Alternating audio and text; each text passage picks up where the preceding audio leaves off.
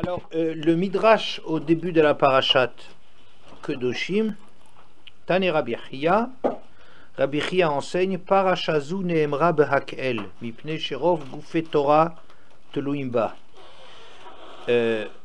Rabbi Levi Omer mipne sheaseret adibrot kelulin betocha. Vous savez que la parasha de Kedoshim, elle est un peu spéciale parce que elle est dite El kol adat bnei Israël. Le début va d'Aber Hashem Moshe les morts d'Aber El kol adat bnei Israël va martalem kedoshim tiu ki kadosh ani Hashem Elokechem. Adresse-toi à toute l'assemblée des bnei Israël en leur disant soyez kadosh car je suis kadosh moi Hashem votre Dieu, n'est-ce pas? Ici il y a quelque chose d'un peu difficile. Pourquoi est-ce que cette paracha a été dit El kol adat bnei Israël? C'est sûr que toutes les parachutes ont été dites au fur et à mesure à tout le monde. Mais pourquoi ici ça soit Hakel en les rassemblant tous? Alors c'est là-dessus que s'interroge donc le Midrash, et il y a deux opinions qui sont données. Rabbi Chia qui dit cette paracha a été dite Behakel. Comment vous traduisez Behakel? En rassemblement, très bien. D'abord el kol adat bnei Israël. Parce que Rov Gufet Torah Teluimba, la majorité des sujets centraux de la Torah dépendent de cette paracha. D'accord? Et Rabbi Levi Omer Mipne Sheaseret Adibrot Kelulim Betocha, c'est parce que les 10 paroles qu'on a entendues au Sinaï sont incluses dans cette paracha. Par exemple, le Midrash passe en revue, c'est un des Midrashim, un des premiers Midrashim de la paracha, le Midrash. Et, par exemple, Anochi Hashem Elokecha, dans les 10 commandements, ici c'est marqué Ani Hashem Elokechem. Lo yelecha, tu n'auras pas d'autre Dieu. Ici c'est marqué Veloe Masecha Lotasulachem, faites pas des dieux en métal. Lotissa, ne prononce pas mon nom en vain. Velotishavu Bishmila Shaker. Vous n'utiliserez pas mon nom pour le mensonge. Zechor et Yom HaShabbat, ici c'est marqué Shabtotai Tishmaou, Kabed et Avicha Ve'imara, Ishimo Vavira, où il passe tous en revue, et donc on voit que les 10 commandements sont passés en revue ici. Mais c'est très gentil, c'est très joli, mais on les a déjà dit une fois, alors pourquoi on a besoin de les redire et à toute l'assemblée des Bnei Israël? Au Sinaï, tout le monde a déjà entendu. Alors quoi, à chaque fois qu'on va redire les choses, on les redit en public. Bon, je veux bien que la Seret Adibrot, c'est le noyau dur central de la Torah. Mais bon, ça on les a entendus. Pourquoi pour les redire, on a besoin de le dire en assemblée? C'est un peu difficile, n'est-ce pas? Bien. Alors, voilà.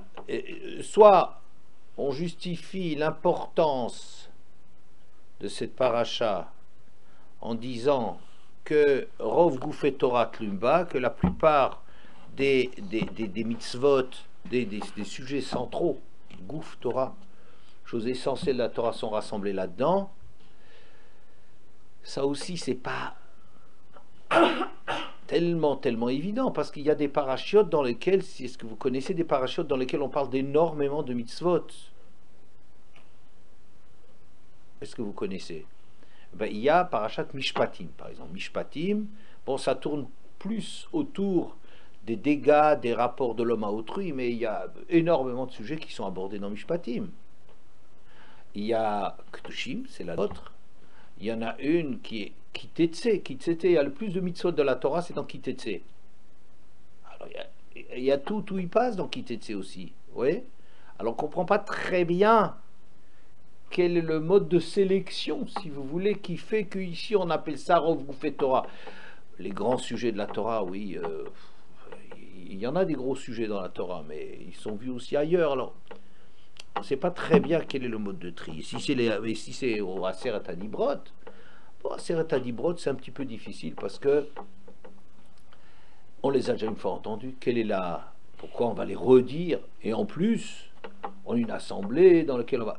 Hein? C'est un peu difficile. De toute façon, je ne saurais pas très bien vous dire, je n'ai pas encore bien compris la différence qu'il y aurait de dire que ça s'appelle Rov Gufet Torah ou Aseret Adibrot. Si c'est Aseret Adibrot, ça fait allusion juste aux tables de la loi qui est le noyau de la Torah, qui est repris ici par... Mais il y a des tas d'autres choses qui se trouvent dans cette paracha, à part les 10 endroits dans lesquels on fait allusion aux 10 commandements, aux 10 paroles, ouais. Il y a des tas d'autres mitzvot. Bon. Et si c'est Gouffé Torah, ben Gouffé Torah, c'est peut-être par rapport à la Torah, plus, par rapport aux 613 commandements, pas par rapport au Seret HaDibrot. Est-ce que c'est ça la discussion? Mais quelle discussion? J'ai pas compris à ce jour, j'ai pas compris quel est l'enjeu de dire c'est la Seret HaDibrot qui sont repris, c'est les Rov Gouffé Torah. Ouais. Bon. Alors ensuite, il y a un deuxième point qui est une grande discussion qu'il y a entre Rashi et Ramban quant à la traduction de Kdoshim Tiyu. Vous serez Kadosh. Comment vous traduisez Kadosh? Pardon? Vous serez saint. Oui, c'est très pratique. Et alors, qu'est-ce que ça veut dire saint? Soyez saint, ça veut dire pur. Ça serait Tahor. Oui. C'est plus que pur. Tahor, c'est plutôt propre, c'est de l'ordre de la propreté. Kadosh, c'est quelque chose de plus positif, quoi. Tahor, c'est négatif. Soyez pas sale, pur, propre. Et Kadosh, c'est encore un peu difficile. Alors, on va voir qu'est-ce que Rashi en dit, qu'est-ce que Ramban en dit. Le Rashi dit d'abord le Koladat Ben Israël me l'amède chez les Mraparshou Zubehakel. Ça nous apprend que cette paracha a été dite en rassemblant. Mipne Sherov Gouffé Torah Tlouiba, parce que la plupart des sujets de la Torah est abordé dedans. Ouais, c'est un midrash que je vous ai cité. Il y a aussi le Sifra qui dit cela. Bon, c'est connu. Kedoshim Tiu, soyez Kadosh. Et vous Prushimina Arayot. Séparez-vous des Arayot. Prushim, Parouche. Séparez-vous des Arayot. Les Arayot, c'est toutes les unions illicites. Hein? Umina Avera. Et de la Avera, c'est les Averot qui sont dits à ce propos. Ouais. Alors, chez Kol Makom Shata Motse Gader Erva, Ata Motse Gdusha. En effet, chaque fois qu'on te met en garde, qu'on te met des barrières contre la débauche, tu trouves le terme de Gdusha. Par exemple, Isha Zona Vechalala, etc. Ani Hashem Kadishrem.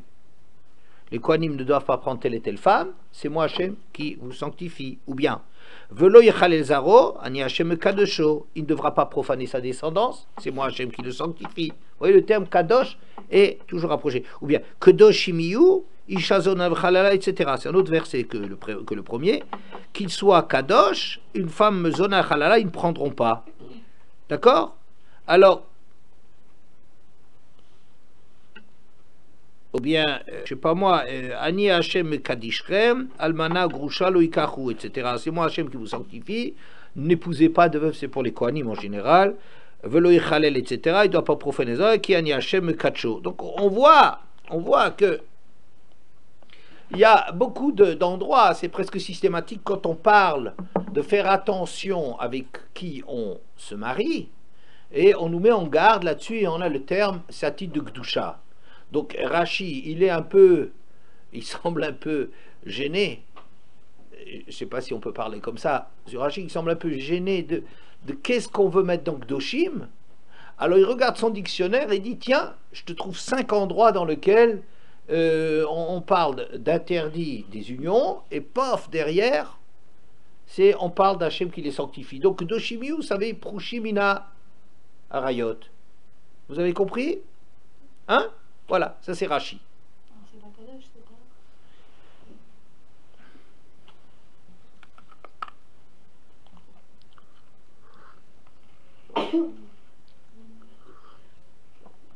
Ok. On retient ça, si je te réponds pas, tu me rappelleras. Très bien. Ouais, ça a l'air plutôt tard. A priori. Ensuite, il y a quelque chose qui est un peu bizarre.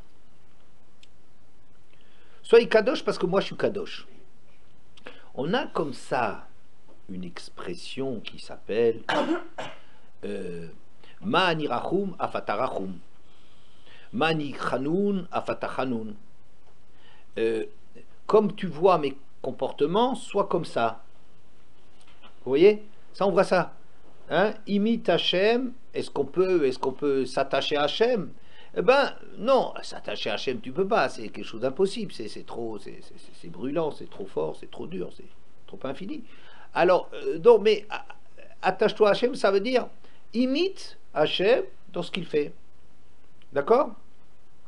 Mais je dirais que c'est chaque fois dans un contexte par rapport à d'autres. Qu'est-ce que ça veut dire être clément?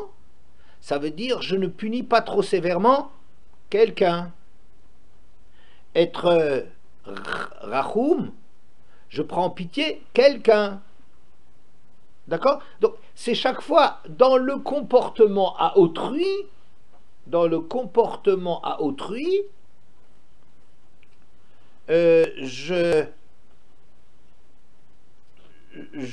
j'imite ce que je vois dans le comportement qu'Hachem il a montré envers les hommes. D'accord? Mais kadosh, c'est pas un comportement par rapport à quelqu'un d'autre. Kadosh, on est kadosh, on n'est pas kadosh. Il y a des choses qui font qu'on est kadosh, peut-être si on fait attention aux unions illicites. Même si on va dire d'après Avigaïl que ce sera plutôt Tahor, peut-être, maybe, mais disons, c'est pas quelque chose par rapport à quelqu'un d'autre. Ouais. Et si c'est par rapport à la définition d'Hachem, Hachem il est Kadosh, alors on va pas dire, comme Hachem il est infini, toi tu es infini, comme Hachem il est immortel, sois immortel, comme Hachem... C'est pas parce qu'Hachem est comme ça que c'est shayach, que ça convient d'essayer d'adopter ça. Alors pourquoi Kadosh particulièrement dans les choses qui concernent Hachem lui-même et pas dans son rapport aux autres? Qu'est-ce que ça veut dire pour nous? D'accord? Bien. Ensuite, encore une question que j'ai à propos de ce Rashi, c'est que Rashi dit que c'est à propos des interdictions, c'est à propos des interdictions des unions, n'est-ce pas? Il y a des listes d'unions qui sont interdites, et là-dessus on va dire Kadosh. Hein? Alors ça, je trouve ça aussi un peu difficile comme réponse. Pourquoi? Parce que dans le Sefer de Vaïkra, ce qui est assez curieux, c'est qu'il y a à plusieurs reprises des mises en garde. On nous présente des halakhot, et ensuite, après nous avoir présenté les halakhot, on vient donner un vort, c'est-à-dire l'idée qu'il y a là derrière. Par exemple, quand on a parlé de la mort des fils d'Aaron dans Parshat Shmini, alors on va nous dire, voilà, faut faire attention de ne pas rentrer en état d'ivresse sans contrôle. Dans le Beth Amikdash, il faut toujours savoir qu'on est face à Hachem, même dans l'exaltation de la joie d'être proche d'Hachem, du Mishkan. Biom Simchat Libo, le jour de la joie de son cœur, c'est Mishkan, c'est Chinuch HaMishkan, n'est-ce pas?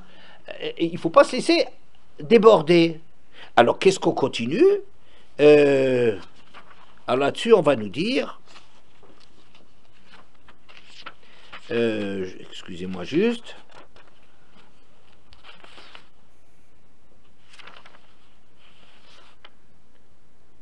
il y a une Shechar Altesh, alors on donne une conclusion de cette histoire, ne buvez pas d'alcool, de boissons enivrantes, ou la Havdil ben Akodesh ou ben Achol, ou ben Atameh. Alors on nous donne comme ça une espèce de moussard, attention le vin, danger du vin, vous avez vu en pratique comment c'est dangereux, voilà, ben maintenant je vous mets en garde sur l'ivresse qui était la cause de la faute de Nadav Avihu. Ils se sont plus contrôlés tellement ils étaient heureux, tellement ils sont grands de se rapprocher d'Hachem, mais qu'ils ont perdu la conscience de leur petitesse, d'accord?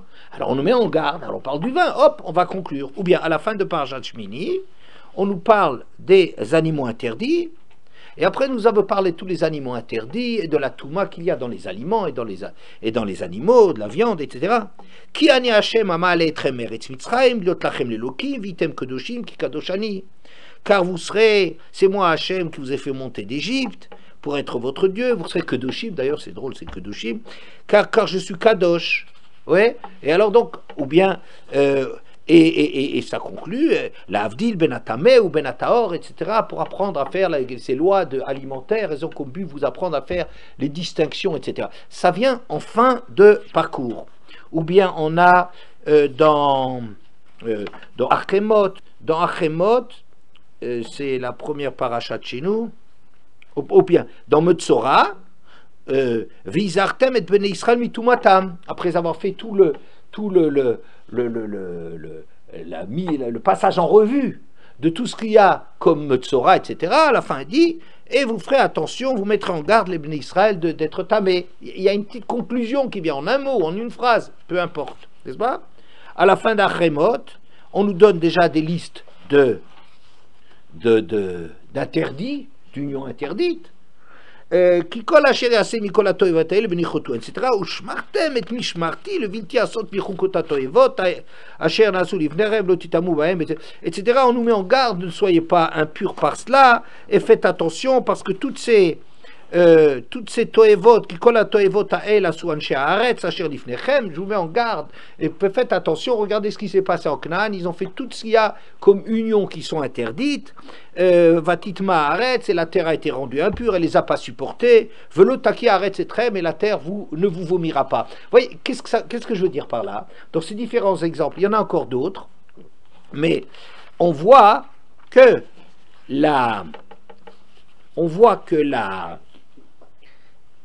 le moussard suit le fait de le moussard, il suit les choses dont on a parlé avant. Ouais, ne vous rendez pas ivre, contrôlez-vous, attention, ou l'avdil et konakombu, etc. Ne vous mangez pas des aliments interdits, de sorte à ce que vous ayez une Abdallah qui serait à l'intérieur de vous-même. Faites attention à la Metzora, toutes ces choses-là, comme ça vous allez, et faites attention à la Touma. Faites les rapports interdits qui sont interdits déjà dans Achemot, pour que la terre ne vous vomisse pas. Et ici on vient au début de Paracha, c'est le début, c'est l'entrée en matière. Or, la Paracha, les interdictions des unions, soit on les trouvait déjà dans Achemot, soit on les trouve à la fin de Kedoshim. C'est-à-dire, on parle deux fois des unions interdites. Dans Achemot, on nous donne la liste de toutes les unions interdites, et ça terminait déjà avec un moussard. Ça terminait, faites attention à cela, parce que c'est à cause du non-respect de toutes ces lois que les goïms ont été chassés, et de la même façon, il ne vous supportera pas. Eretz ne supporte pas la débauche, et la terre vous vomira. Alors ça y est, on a déjà dit. Qu'est-ce que Kedoshim, au début de la paracha suivante, au lieu de le faire à la fin de la paracha précédente, où on a déjà fait de toute façon du moussard là-dessus, qu'est-ce qu'on met en début de paracha? Et il y a, à la fin de la paracha de Kedoshim, on reprend les interdictions, les différentes unions interdites, pour dire quelle est la punition. Vous voyez, il y a deux endroits. Acharemot, la première paracha, à la fin de la paracha, on donne la liste de tout ce qui est interdit, en nous disant, fais attention, la terre ne supporte pas les gens qui transgressent là. Et dans Kedoshim, à la fin de Kedoshim, il y a toutes les punitions qui sont sur Kedoshim, sur les unions interdites. Alors je dirais que c'est là-bas qu'il fallait marquer Kedoshim, mais pas en début de notre paracha à nous, alors qu'on a déjà une conclusion sur la précédente, et encore à la rigueur, il fallait mettre dans la précédente, ou à la fin de notre paracha à nous. Vous comprenez, comme on a vu dans les autres histoires, que chaque fois c'est une conclusion. Est-ce que ça va jusque-là? Bon, donc, vous voyez, j'ai des difficultés sur le pshat de Rashi. Maintenant, le Ramban, il donne un autre pshat sur Kedoshim, et il dit la chose suivante.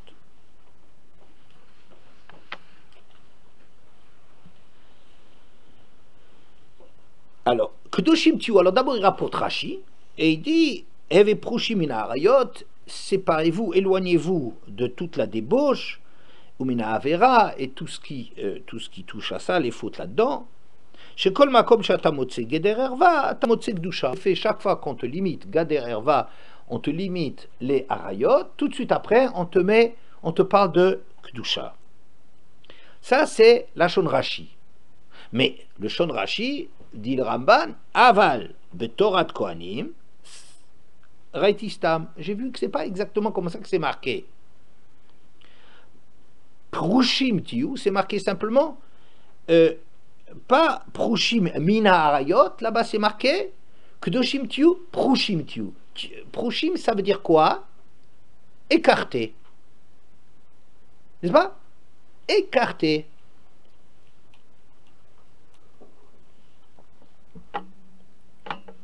Vous comprenez ce qui se passe? C'est que dans le Ramban, il dit c'est pas obligé de dire que ça a à faire avec les Harayot, comme Rashi le dit. Rashi introduit le terme Prushimina Harayot, c'est que Rashi donne des preuves aussi. Il dit, il a donné 5 endroits dans lesquels on parle de Prushimina Harayot, on parle de Gdusha. D'accord? Donc ça justifierait que le terme Kedushim Tiu, ça parle de cela. Mais le Ramban, il dit, tu sais, dans le texte, c'est marqué Prushim. Prushim, ça veut dire seulement séparé. Mais séparé de quoi? Rashi dit séparé des Harayot. Vechen Shanusham, Vit Kadeshtem, Vitem Kedushim, Ki Kadoshani, que Shem Shani Kadosh, Kach Atem Tu Kedushim, que Shem Shani Parouche, Kach Atem Tu Prushim. De la même façon que moi je suis Kadosh, soyez Kadosh, de la même façon que je suis Parouche, soyez Parouche. On n'est pas parlé spécialement des Harayot. D'accord? Alors qu'est-ce que ça veut dire Prushim Tiu? Alors, le Ramban, il dit quelque chose de très important. C'est un Ramban fondamental. Je vous lis des petits extraits de ce Ramban. Vaïnyan. Ki a Torah izira ba'arayot, ou ba'machalim asurim, ve'itira bia ish be'ishto, va'achilat abasar va'yayin. En vérité, la Torah, elle interdit, par exemple, les arayot, certaines unions illicites, ou bien elle interdit certains aliments, mais par ailleurs ils permettent les relations d'un homme avec sa femme, ou bien ils permettent de manger de la viande et du vin et de boire du vin, ok, condition que ça soit kasher. Imken yimatse b'chol balatava makom liot chatouf bezimat ishto o Nashavar Arabot, Veliot, Besovayain, Bezolé, Basar Lamo. Si c'est comme ça, le bonhomme, c'est vrai qu'il est très limité par l'interdiction de la Torah, mais comme sa femme lui est permise, il peut avoir des comportements extrêmement vulgaires avec sa femme. N'est-ce pas? D'accord, c'est sa femme. Ah, alors quoi? Eh bien, pour y aller. Ou bien, il faut qu'il mange kasher. Ok, mais il peut être vulgaire, grossier, ça veut dire être un glouton, être quelqu'un qui bouffe, si l'on peut dire. Il mange pas. Vous comprenez? Il se saoule. Ça veut dire qu'il se venge parce qu'il y a des limites. Il se venge pas des limites. Ça veut dire à l'intérieur des limites, il va dire mais moi je fais la Torah. Moi je prends que du vin kasher.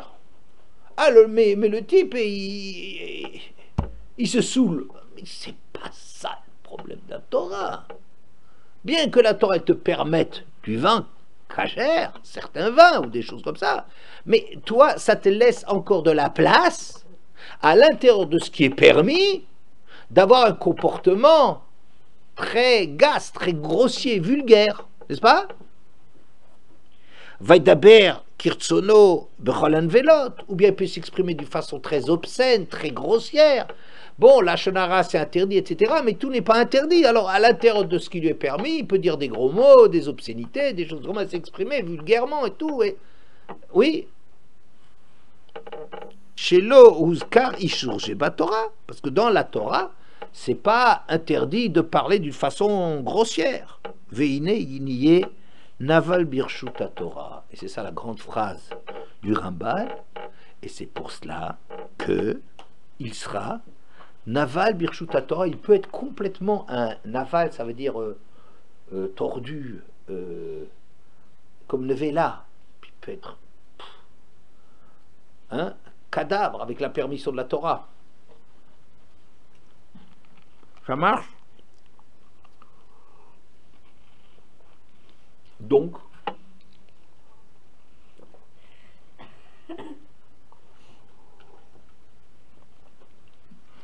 le Ramban dit quelque chose d'extraordinaire, que Gdoshim, Tiou, c'est Prouchim, ça n'a rien à faire spécialement avec Narayot, mais c'est une ligne directrice du comportement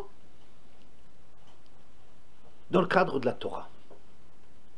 A priori, dans la Torah, il y a 3 catégories d'actes, d'après la Torah. Nit'av, les choses qui sont à rejeter. Ça veut dire assour, puni gravement, etc., etc. Il y a Ratsui, les choses qui sont Ratsui, comment on va dire, agréées, acceptées, hein?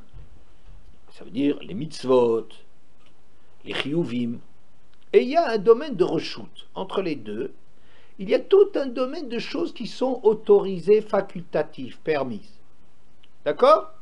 La Torah nous interdit et rejette certains actes. Elle recommande et oblige à certains actes. Et entre les deux, il y a plein de places. Vous comprenez?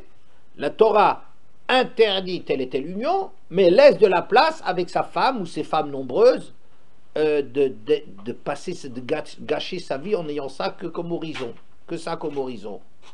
Elle interdit certains aliments ou boissons, mais ça ne t'empêche pas d'être naval birshuta Torah avec la permission de la Torah. Je fais la Torah, moi. Donc vient une mitzvah kdoshim, c'est prochim. Dans le domaine facultatif, comment est-ce qu'on mesure la grandeur d'un homme? C'est pas seulement dans le strict respect de la liste de cacheroute, mais c'est de l'usage qu'il va faire de ses limites, à l'intérieur de ses limites. Est-ce que ce qui lui est permis, alors lui il dit, c'est pas interdit, c'est pas marqué que c'est interdit, j'y vais. Donc il peut complètement passer à côté de sa vie parce que avec la liste de cacheroute, fait ce qu'il faut, mais à part ça, il fait pas ce qu'il faut pas. Il y a une mitzvah générale qui vient que chacun, il doit mettre son curseur d'après son niveau, d'essayer de restreindre ce domaine. On peut faire tout ce qui est permis. Vous voyez? Pourquoi il n'y a pas eu, alors vous allez peut-être demander, mais pourquoi il n'y a pas eu une quantité de folie, de mitzvot, etc. On n'aurait pas pu suivre. Donc, chaque fois, alors on nous dit les choses qui sont essentielles, les idées centrales, etc. Mais il y a toujours, si vous voulez, une possibilité de... un travail, qu'est-ce qu'on fait avec son temps libre, par exemple? D'après le niveau de chacun, il y a des gens, ils vont dire, je pourrais écouter regarder la télé si elle est tri. Oui, bon, c'est vrai, on peut faire les choses sans écouter. Mais en fonction de ce que tu mets dans ton temps, on va dire, il y a mieux à faire. Mais quelqu'un qui est d'un petit niveau, déjà, qui commence déjà à se discipliner dans ce qu'il faut faire. N'est-ce pas? Mais on ne peut pas dire à tout le monde, donc il est interdit de regarder la télé, etc. etc. Si on allait jusqu'au bout des choses, il n'y aurait que interdit ou obligé. Il n'y aurait rien d'autorisé. Si vous comprenez? Et donc, ça c'est le domaine, chacun, le curseur, ça veut dire la dimension de sa dimension, sa propre grandeur, elle va être, qu'est-ce que tu fais de ton temps libre? Alors il y a des gens, ils peuvent faire des choses plus ou moins mal vues, pris de leur temps libre. Il y en a qui sont plus capables de, etc., etc. Vous voyez?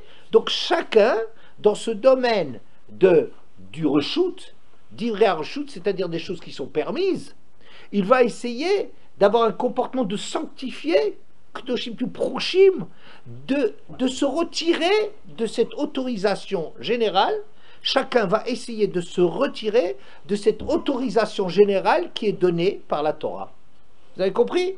Et c'est pour cela que le Ramban dit, qu'au début de cette paracha, on va nous donner un ordre général de Gdoshim Tiyu, c'est-à-dire, attention, travailler dans le domaine du permis pour comprendre que c'est pas parce que c'est permis que c'est autorisé, si vous voulez. Ou c'est pas parce que c'est autorisé que c'est permis. Donc c'est quelque chose de très essentiel, c'est un mot d'ordre qu'on dit au début de la paracha. On comprend très bien le Ramban, il est extraordinaire ce Ramban. Hein?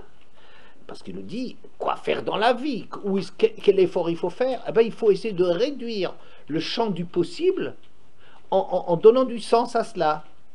Tu as du temps, lis plutôt les histoires des tzadikim, encore mieux, étudie, ou dis des tilim, ou des choses de genre-là, va faire du chesed à quelqu'un, au lieu de dormir. Mais tu as le droit de dormir. On va pas te dire, la Torah ne va pas te dire, il faut que tu dormes 5h30 par nuit. Vous comprenez, la Torah, elle ne parle pas, elle ne rentre pas à la place de la gestion que chacun fait dans le domaine du permis. Hein? Il soit extrêmement importante. Le problème un peu, c'est que c'est très bien, c'est un mot d'ordre, mais on ne comprend pas les Rov Goufé Torah qui viennent derrière, ou la Seret Dibrot. La suite des mitzvot, on ne les comprend pas. Parce que, et alors pourquoi maintenant on va te parler du Shabbat et de ça, et des pauvres, etc. De quoi est-ce que, pourquoi est-ce qu'on, qu'est-ce que c'est cette suite à faire avec ça? Ça y est, on aurait pu dire, on les a tous rassemblés pour leur dire Ktoshim Tiyu. Nigmar, halas. Mais pas y aller avec tous les Goufé Torah ou le rappel des Aseret Adibrot. Oui, donc ça veut dire, si on prend Rashi, Rashi est difficile parce qu'il parle comme de quelque chose qui a l'air d'être une conclusion, alors qu'il y a encore, c'est pas une conclusion de quelque chose, on n'a pas encore parlé des Harayot, ou si on en a parlé, on a déjà parlé, et avec une conclusion dans la paracha précédente. Donc c'est à la rigueur dans la paracha précédente qu'il fallait en parler. Si c'est pour celles qui sont dites dans notre paracha de nous, de Gdoshim, c'est à la fin de la paracha qu'on parle des Harayot, des punitions maintenant des Harayot, pas des interdictions des Harayot, mais des punitions, et alors on pouvait conclure à la fin, mais pas au début de la paracha. Donc c'est un peu orphelin, si vous voulez, ça tombe mal, le Rashi. Ouais, bien. D'après le Ramban, Gdoshim, il y a une difficulté, c'est qu'on comprend très bien l'importance de Gdoshim Tiyu, mais on ne comprend pas la suite, qu'est-ce que les mitzvot de la Torah viennent dans ce sens-là, qu'est-ce qu'ils ont à faire avec cela. C'est comme une rupture, on commence à donner un beau mot d'ordre, et puis après, ça y est, il n'y a plus rien de... Ça marche? Voilà. Alors, pour essayer de comprendre un peu, de répondre, je vais vous apporter le Ramban dans notre paracha. Vaïkra Yutet Yutet. Le texte dit la chose suivante. Et chukotai tishmoru. Mes décrets, vous les respecterez, vous les observerez. Behemtecha lotarbia kilaim. Ton animal, tu ne l'accoupleras pas dans des mélanges d'espèces. Sadra lotizra kilaim, ton champ, tu l'ensemenceras pas avec des mélanges d'espèces. Ou beget kilaim shatnez lo yaler alecha, et l'habit de mélange shatnez, lin et laine, ouais, de mélange d'espèces, il ne devra pas monter sur toi. Le Ramban dit quelque chose de très important et dit la chose suivante.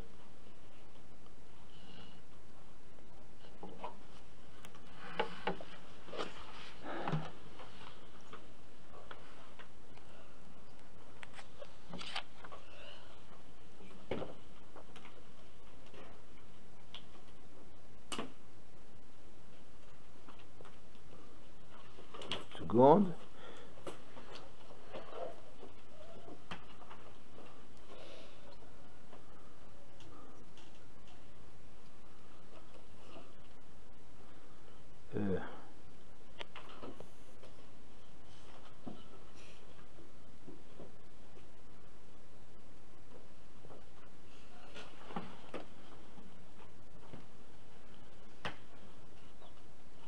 Juste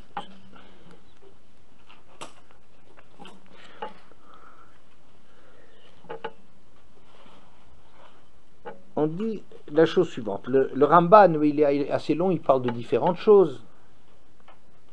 Et Rukotai Tishmoru, vous observerez mes décrets. Veilouen, voici les décrets dont je vous parle ici. Bemtecha Lotarbi Akilaim. Ah oui, c'est parce que j'ai changé entre deux commentateurs. Alors, passé sur le Orachaim au lieu du Ramban, en croyant que c'était le Ramban, c'est pour ça que je ne retrouvais plus. Lotarbi Akilaim, etc. Choukim, qu'est-ce que c'est les Choukim? Est-ce que vous avez une idée de ce que c'est les Choukim? Les lois qu'on ne comprend pas. Oui, c'est comme ça le mot d'ordre qu'on nous donne. Choukim, les mishpatim, on peut comprendre. Les choukim, c'est des choses qu'on ne comprend pas. Hein? C'est comme ça qu'on traduit. Ouais? Alors, choukim, Eilu gzerot melech she'in tam la davar, le shon Rashi. Choukim, c'est des décrets d'Hachem qu'il n'y a pas de raison. She'in tam badavar, la davar. La Shon Rashi.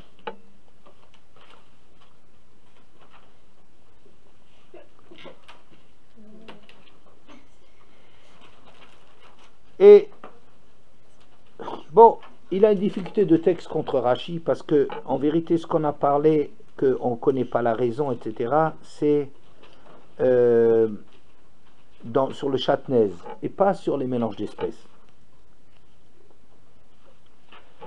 Maintenant, le Ramban, il va expliquer un peu ce que c'est les choukim. Ve'ein kavana bahem shetiye gzerat melech malchei amlochim b'shum makom belotam. L'intention des chachamim, c'est pas du tout que les décrets du melech malchei amlochim akadosh baruch hu, elles soient dans n'importe quel endroit sans raison. Il n'y a pas une raison dans les choses. Qui kol imrat elokat tzrufa, comme on dit, les paroles d'Hachem, ça affine l'homme, c'est des choses qui sont purifiées en elles-mêmes et qui visent à purifier l'homme. Il y a des raisons là derrière. Rak hachukim hem gzerat hamelech asher yachuk b'malchuto beli sheyigale toelatam la'am. Mais en vérité, les chukim, ça c'est la définition du Ramban qui est extraordinaire. Que c'est des décrets d'Hachem, Asher Yichok, qu'il décrète dans sa malchoute, sans en révéler la raison au peuple. Belishigale toelatam la âme, au peuple.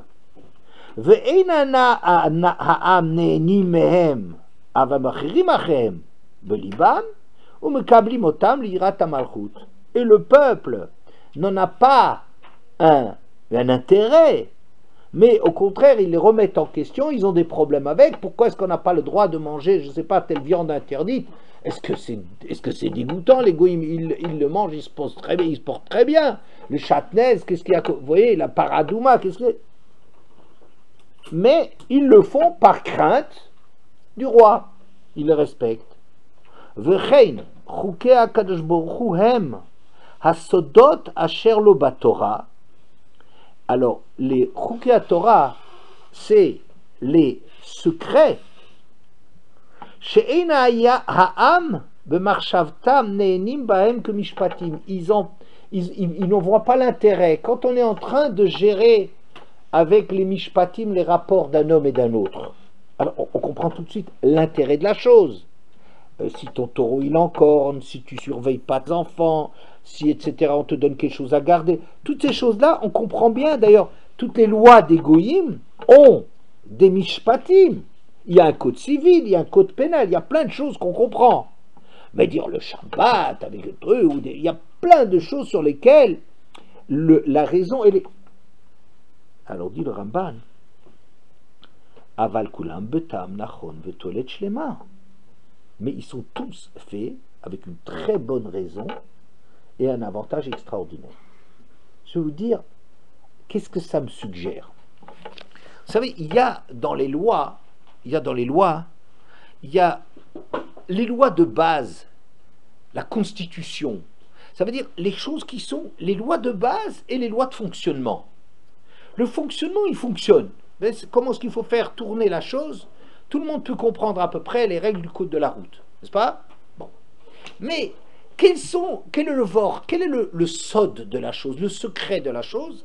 C'est des choses qui sont beaucoup plus profondes, sur lesquelles on n'a pas à réfléchir. Est-ce que, je ne sais pas moi, la constitution française qui fait que telle et telle, elle est basée sur telle et telle idée? Ça, le peuple, il comprend pas trop parce qu'il réfléchit pas en profondeur, il va à l'immédiat, aux choses qui se comprennent. La gestion, il comprend. Mais les raisons profondes sur lesquelles les choses sont basées, c'est chok. Chok, ça veut dire c'est quelque chose qui est profond. Michel Grandjean, il dit comme ça, les chokim, c'est chek. Chek, c'est un langage de la poitrine. Ça veut dire une chose intérieure. Les choses qui sont intériorisées sont des choses qui sont plus difficiles à en comprendre la raison que les choses qui sont extériorisées et exprimées. Donc, les lois de fonctionnement, on les comprend bien. Mais maintenant, pourquoi, par exemple, c'est du côté gauche qu'on ne roule pas, ou du côté droit, etc. Oui, des choses de ce genre-là, ça c'est des trucs de base, mais d'où est-ce que ça vient? Est-ce qu'il n'y a pas de raison là derrière? Alors quand ça vient d'Hachem, bien évidemment, il n'y a rien d'arbitraire. Seulement ça échappe à la réflexion du peuple. Et le Ramban, en vérité, parle à différentes reprises de ce problème du chok, et il dit que le tab de la chose, Rabbi Akiva et ses amis les connaissaient. Ça veut dire, dans les chukim, on comprend des tas et des tas de choses. D'ailleurs, quand on dit para adouma, c'est le plus grand chok qu'il y a de la Torah. Ouais. Mais tout de suite après, le Midrash dit pourquoi c'est une vache, etc. Et il commence à expliquer des choses. Ah tiens, donc ça veut dire qu'on comprend des choses là-dedans. Mais la raison véritablement profonde, ça c'est une raison très très très profonde. Et plus c'est profond, plus c'est quelque chose d'essentiel. Est-ce que vous comprenez cela? Hein? C'est ça ce que le Ramban il dit comme chok, chas de shalom. Hachem ne fait pas des choses sans raison. Mais la raison, elle échappe, elle est profonde. C'est des raisons qui sont le fondement, et ces raisons fondamentales, arriver jusqu'au fond de la chose, elle est difficile. Et donc le Ramban il continue. On donne un exemple ici où on parle de chok à partir du Shatnez. Vatam bekilaim, la raison dans le kilaim. Oui. Alors, je saute là-dedans, mais c'est des Ramban très très importants sur le Vaikra Yutet Yutet. Va markiv shne minim, quelqu'un qui va greffer deux espèces. Meshane ou makrish b'maase breshit. Il est en train de changer et de contrarier la création. Ki ilu yachshov. שלא השלים הקדוש ברוך הוא בעולמו כל הצורך ויחפצו לאזור בבריאתו של עולם להוסיף בו בריאות. C'est comme s'il imagine qu'Hachem il n'a pas fait jusqu'au bout, il n'a pas fait suffisamment ce qu'il fallait dans la création, et comme ça on a besoin que lui vienne donner un coup de main à la création pour encore l'améliorer, pour aller encore plus loin, pour avoir encore des espèces. Or, dans la Torah, quand il y avait la bracha dans le Sefer Breshit, dans la parasha de Breshit, c'est toujours le mina, le minéou, le mino, etc., dans son espèce. Il y a des espèces, il y a une réalité d'espèces. Ça veut dire, l'espèce laisse les espèces telles qu'elles sont. Quelqu'un qui va mélanger les espèces, c'est comme s'il s'imagine, allez, l'homme il peut y aller. Comme si son usage du monde, c'est on peut y aller, il faut avancer, c'est ça le progrès, c'est de faire des choses comme si dans la création, ce qu'il manquait, c'est qu'Hachem il manque dans sa perfection de son œuvre, et comme s'il demandait aux hommes de lui donner encore un coup de main de continuer cela. Et ça, c'est pas vrai. Et le Ramban, il en veut pour preuve. V'aminim beba lechaim. Et dans les espèces vivantes, ça veut dire c'est des choses évoluées. Hein? Une espèce avec une autre espèce ne peut pas donner une descendance. Même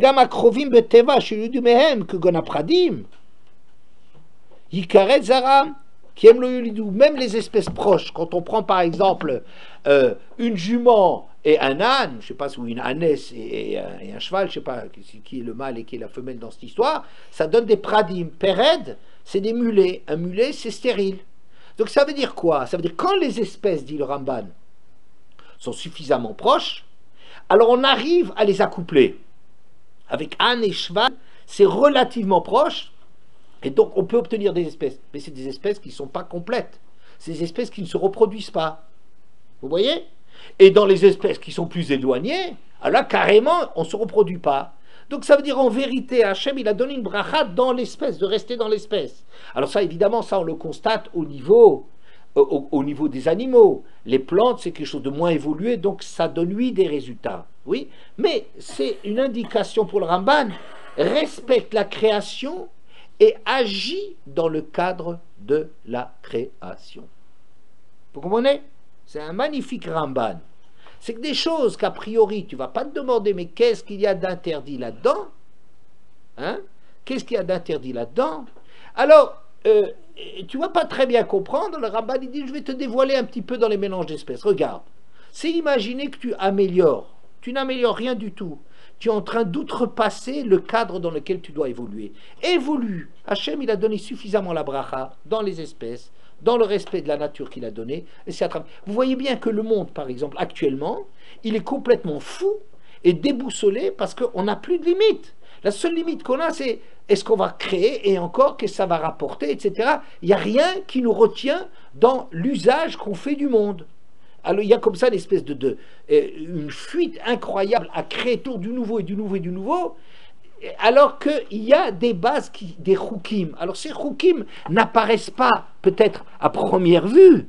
Le peuple, les gens qui ne sont pas profonds dans leur abord des choses, qui n'ont pas vraiment étudié et réfléchi, ne comprennent pas quelles sont les limites et pourquoi des limites, mais c'est cela qu'il s'agit.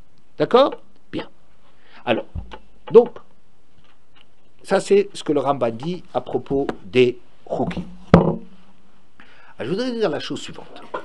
Dans notre paracha, il y a quelque chose qui est extrêmement difficile. C'est que on part un peu dans tous les sens. Oui, vous regardez, on parle du Shabbat, on parle des parents, on parle des pauvres, on parle des mélanges d'espèces, on parle de la justice, on parle de... Peut-être, moi j'aurais pensé que le dénominateur commun de la plupart, presque tous, et peut-être toutes les mitzvot qu'on a ici, c'est quelles sont les limites, comment gérer les limites des espèces. C'est les choukim, si vous voulez. C'est-à-dire rentrer dans la profondeur des choses, n'est-ce pas? Rentrer dans la profondeur des choses et essayer de nous donner les limites. Par exemple, qu'est-ce que tu dois, quelle est la relation avec les parents? Où ça commence, où ça s'arrête? Qu'est-ce que je dois à l'un, qu'est-ce que je dois à l'autre? Le respect du Shabbat, c'est normal, c'est une limite. C'est créer des limites à la folie de l'homme. Oui. Les corbanotes. Un korban, c'est pas simplement un acte de chesed ou je sais pas quoi, un sacrifice ou je sais pas, un don qu'on fait à Hachem. Regarde comment ils sont faits. Qu'est-ce qui s'appelle pigoul, qu'est-ce qui s'appelle notar, qu'est-ce qui s'appelle... Comment, dans quel cadre, dans quel lieu, dans quel... Tout le temps, les limites. Les pauvres. Comment ménager dans la société la place des pauvres, qu'ils puissent exister. Et tous les mitzvot, kilaïm, etc., etc., les mitzvot, on est en train de parler des mitzvot qui constituent les choukim, c'est-à-dire les lois fondamentales du royaume, dans lesquelles on n'a pas une conscience vraiment tellement grande, et on est en train de nous dire, voilà, ou bien les unions illicites et des trucs comme ça. Il y a plein de choses dans cette paracha, plein de choses, ou la justice, comme ça. Quelles sont les limites tracées, dans quelle piste l'homme il doit s'inscrire? Quel est le derrière de mener sa vie? Ouais? Pardon? C'est pas... Alors attention, il y a des choukim, je prends le terme de choukim dans le sens de ce que le Ramban dit dans Shatnez, ça veut dire des limitations dans... Par exemple, le Radbaz, il dit quelque chose d'intéressant, que le mot Shatnez, qui est le mélange de lin et de laine, par exemple, l'incompatibilité qu'il y avait entre le lin qui était offert par Caïn et la laine de Hevel. L'un, il a offert Minabal Yado Zerapishtanaya, il a donné des graines de lin, et l'autre il a donné de la laine, des moutons. Oui, ces mélanges de choses, c'est incompatible. Le Radbaz il dit, parce que c'est des forces et des réalités différentes à l'intérieur de chacun, que Caïn c'est un personnage du digne, de l'exigence. Caïn connaît acquérir, conquérir, c'est un homme alors que Hevel c'est un homme du chesed, oui, et comment gérer ces choses-là, ça ne doit pas être mélangé. Et le mot de Shatnez, le Radbaz, il le rapproche de Satanas. Shatnez, Satanas en latin, c'est le Satan. Qu'est-ce que c'est le Satan? C'est ce désir de rapprocher les... Va dire rétro Satanas, va en arrière Satan. Oui, Satanas, c'est le mot, le Satan. Shatnez, il dit ça vient Shatnez. Le mot de Shatnez a donné le mot de Satan, Satanas. Bon, ça veut dire que le Satan, il est dans justement le désir de mélanger tout, d'utiliser les choses à tort et à travers. Donc, je vais avancer dans la réflexion.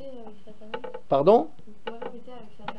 Le mot de Shatnez, qui est le mélange de lin et de laine, ouais, ça a donné le mot de Satan, Satanas, en latin, ouais, le mot Satan. Alors on peut dire, parce que le Satan, c'est lui qui dit qu'il faut mélanger, utiliser les choses comme ça, sans contrôle. Sans contrôle, c'est l'usage débridé, incontrôlé, dans lequel on va simplement se viser. Il faut réduire les coûts, produire à bon marché, ou trouver des choses qu'on peut écouler, etc. Les lois économiques ou d'autres lois qui nous amènent à faire les choses, mais sans respect. Vous voyez, on fait de la pollution, on est en train de tout polluer, on est en train de pourrir le monde, etc. Mais parce qu'on est en train de vouloir jongler avec toutes les possibilités que nous donne le monde, et ça c'est incontrôlable. Je dirais que cette paracha, elle nous dit attention, restez dans les espèces. Maintenant, si je voulais expliquer un peu d'après le Ramban, j'ai dit la chose suivante. Si le Ramban il vient dire quelque chose d'essentiel dans notre paracha, c'est-à-dire que dans notre paracha, on est en train de nous donner le grand principe qu'il faut apprendre à gérer ce qui est permis dans le cadre de la Torah. D'accord? Chacun doit construire à travers le permis. C'est vrai qu'on peut construire dans le cadre du respect des mitzvot, ou dans le cas de ne pas transgresser la discipline qu'on a, de ne pas transgresser les choses qui sont interdites. C'est vrai. Mais il y a encore quelque chose de fondamental, dit le Ramban, que Doshim Iyu, ça veut dire Prushim, apprendre à se restreindre et à respecter les limites. Et je dirais que, alors on dit, mais en quoi est-ce que la suite de la paracha, j'ai demandé, elle est le développement de cela? Je dirais, cette paracha, elle développe essentiellement ce qui s'appelle les lois fondamentales qui visent à marquer les limites sur lesquelles est basé le fonctionnement du monde. Puisque le problème c'est de gérer les choses, alors on approfondit là-dessus dans le domaine des limites. D'accord? Voilà. Ça pourrait être, d'après le Ramban, l'explication pourquoi la parashat Kedoshim, c'est pas seulement sur la parashat Kedoshim qu'ils se sont réunis pour leur dire un principe très très essentiel à vous Prushim, écartez-vous du domaine du permis, n'est-ce pas? C'est pas seulement pour nous dire cette chose-là, mais la suite, les Rov Goufé Torah, l'essentiel des grands sujets de la Torah ou des Aseret Adibrot, oui, ont été donnés dans ce cadre-là. Et alors pourquoi, j'ai demandé aussi, pourquoi est-ce qu'on redit les Aseret Adibrot? Pourquoi on a redit les Aseret Adibrot en public, alors que ça y est, tout le monde a déjà fait l'expérience, pas traumatisante, mais marquante, de recevoir les Aseret Adibrot, c'est le plus grand moment de l'histoire. Qu'est-ce qu'on a besoin de rassembler maintenant le peuple pour dire les mitzvot? Alors je dirais que les Aseret, ça j'ai vu dans la voie de la Torah, il y a une différence que les Aseret Adibrot, ça a été dit au singulier. Alors que les mitzvot ici dans la paracha, ils sont pluriels. C'est-à-dire que les Aseret Adibrot, ça a été dit dans le cadre général, dans les choses en que telles, la vérité des choses de telle et telle loi. Maintenant, en pratique, c'est dit au pluriel, c'est-à-dire ça s'adresse à tout le monde. Ça veut dire que tout le monde là-dedans doit maintenant travailler, c'est une invitation à réaliser cela dans son cadre personnel. Ça veut dire, les Aseret Adibrot, c'est affirmer la réalité de quelque chose. Maintenant, El Kol Adat Bnei Israël, on est tous ensemble, c'est-à-dire sache que ton travail, il n'est pas réalisé que par toi tout seul. Les hommes, ils font quelque chose, les femmes, ils ont une autre mission. Les Kohanim, ils ont une mission, les Levim, les Israélim. Il y a les riches, il y a les pauvres, etc. Le peuple est composé d'énormément d'éléments. Et El Kol Adat Bnei Israël, à l'intérieur de cela, tu dois trouver la voie pour arriver à traduire et à approfondir ce qui étaient des principes et les idées générales de Matan Torah. D'accord? Ça serait le Ramban. Maintenant, quant à Rashi, moi j'ai posé la question, Sikdoshim, ça veut dire Prushim ina Arayot, s'écarter des Arayot. Ah, je dis, il y a quelque chose de difficile, c'est pourquoi ça vient au début comme ça, jeté comme ça, alors qu'on ne parle pas maintenant d'Arayot. On en a parlé avant, mais c'était la paracha précédente, qui est déjà conclue et terminée. Ou bien à la fin de cette paracha, on est encore loin de la paracha, on est au début de la paracha. Ah, d'après Rashi, c'est difficile. Hein? Qu'est-ce que c'est que ce mot-là de Prushim Gdurim ina Arayot, faire des limites dans... Alors j'ai posé aussi comme question sur Rashi, j'ai posé sur la question suivante, que Ma ani kadosh afatem kdoshim, comme moi, faites imitez-moi, je suis kadosh, soyez kdoshim. Mais j'ai dit, mais ça, c'est un peu spécial, parce que toujours quand on dit moi je suis comme ça, soyez comme ça, c'est dans des comportements. C'est dans des comportements, c'est-à-dire qu'un comportement c'est toujours vis-à-vis de. Je suis généreux, c'est vis-à-vis des autres. Je suis indulgent, parce qu'il y a quelqu'un d'autre. J'ai pitié, c'est quelqu'un d'autre. La relation dans le relationnel qu'on a. Alors quand Hachem il a des comportements, ça veut dire il a un comportement par rapport au monde, ça je comprends que nous, ces comportements, on doit les imiter parce qu'ils sont bons. Mais Kadosh, c'est pas un comportement par rapport à quelqu'un d'autre, c'est un comportement par rapport à soi-même. Oui. Et ce n'est pas alors une définition non plus d'Hachem, parce qu'on ne dit pas, la même façon qu'Hachem est infini, toi tu dois être infini. La même façon qu'Hachem est éternel, toi tu es éternel. Il n'y a aucun sens. Pourquoi c'est seulement Kadosh dans les définitions d'Hachem lui-même qui nous intéressent? Alors je dirais parce que la Gdusha, c'est le Maharal, il parle souvent de cela, la Gdusha, c'est à l'intérieur de la personne de s'éloigner de ce qui est bas. Dans chacun, on est marié entre un corps et un sechel, entre une neshama et un gouffre. Hein? Et là, il y a une lutte à l'intérieur de chacun, et la Gdusha, c'est être éloigné de ce domaine.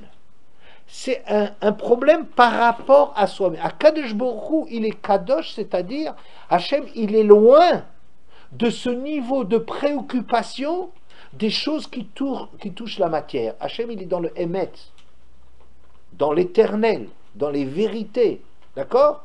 Et de la même façon, c'est ça ce que nous, on doit apprendre, que l'essentiel de la Gdusha, et Rashi, il a raison là-dessus, c'est dans le rapport de tous les désirs, toutes les ta'avot, les unions illicites, parce que c'est ça la chose qui sont les plus grandes attirances de l'homme, oui, c'est tout ce qui est sexuel et tout ce domaine-là, c'est là que l'homme, il révèle sa nature matérielle. Donc, Kedoshim Tiyu, c'est faire la même chose qu'Hachem. De la même façon qu'Hachem est éloigné de la réalisation ou la perfection d'Hachem, c'est dans les vérités éternelles, dans les choses spirituelles. C'est pas dans la matière. Alors, apprends à l'intérieur de toi-même aussi, et donc ça c'est essentiellement par rapport au Harayot, la Gdusha, c'est le rapport à tout ce qui touche les désirs du corps. Vous comprenez?